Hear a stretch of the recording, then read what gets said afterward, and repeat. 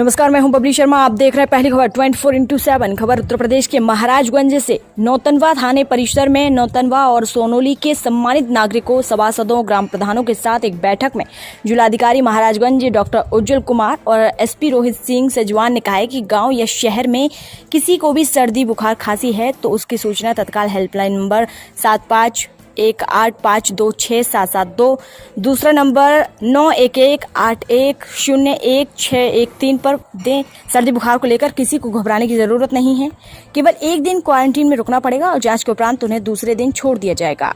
Doctor उज्जवल कुमार ने यह भी कहा है कि लॉकडाउन का पूरी तरह से पालन करें। नेपाल से कोई आ रहा हो या भारत से नेपाल कोई जा रहा हो तो इसकी सूचना अवश्य दें। गाँव में किसी व्यक्ति को इस तरह के लक्षण मिले तो तत्काल हेल्पलाइन नंबर पर सूचना दें। उन्होंने अभी कहा है कि गांव में कोई भूखा ना सोने पाए, सभी राशन कार्ड से राशन मुहैया कराएं। गांव के पाठशाला में जो लोग क्वारंटीन में रखे गए हैं उनके 14 दिन पूरा होने के बाद उनकी जांच होगी। जांच के उपरांत उन्हें छोड़ दिया जाएगा। इस मौके पर एसडीएम नौतनवा जसदेव सिंह, सीओ नौतनवा राजकुमार साव, अधिशासी अधिकारी नौतनवा वीरेंद्र राव, अधिशासी अधिकारी सोनोली राजनाथ यादव मौजूद रहे। महाराजगंज से संवाददाता मार्तंड गुप्ता की रिपोर्ट। और जनप्रतिनिधियों को किस तरह की मैसेज दिया गया है यहाँ पे?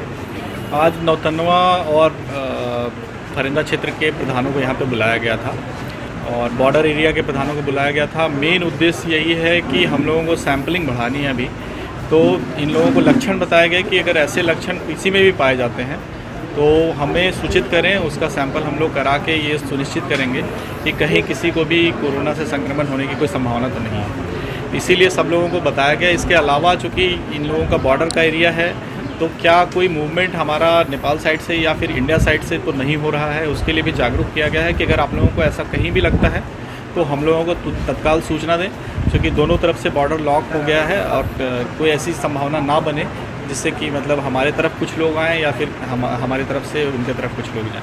तो इसके बारे में लोगों को बताया गया। इसके अलावा सभी को जो सरकार की योजनाएं हैं जिसमें कि लाभार्थियों को क्या क्या मिलना है, नहीं मिलना है, उसके बारे में भी सूचित कराया गया और सब लोगों ने अच्छे से पार्टिसिपेट किया है यहाँ पे। और लोग बता रहे हैं सोशल डिस्टेंसिंग का अनुपालन भी कर रहे हैं और गांव में अभी तक ऐसी कोई स्थिति नहीं बनती हुई नज़र आ रही है। फिर भी इन लोगों को फिर से बताया गया कि ये लक्षण है, इसमें अगर कोई भी आपको पॉजिटिव मतलब ऐसे लक्षण वाले पाए जाते हैं तो उनके लिए ज़रूर संपर्क करें जिला अस्पताल में और उनका सैंपल करा के हम लोग उसका टेस्ट कराएँ।